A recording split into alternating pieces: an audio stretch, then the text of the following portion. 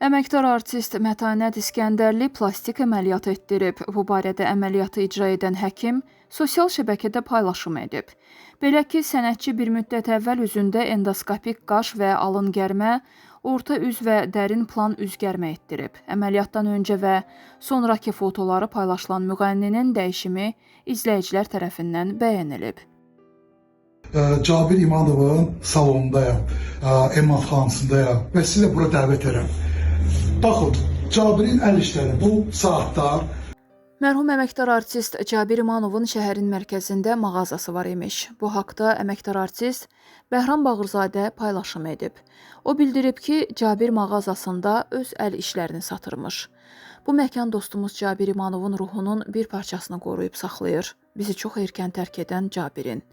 Buradakı hər bir şey, Qarabağ, Şirvan, Naxçıvan saatları, zərif kəlağaylar və şərflər, qalstuklar və kəpənəklər, eksklüziv çılçıraqlar onun dizaynıdır.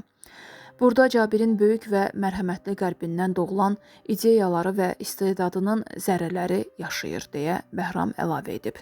Qeyd edək ki, Cabir İmanov bir ay əvvəl idman salonunda infaq keçirib və dünyasını dəyişib.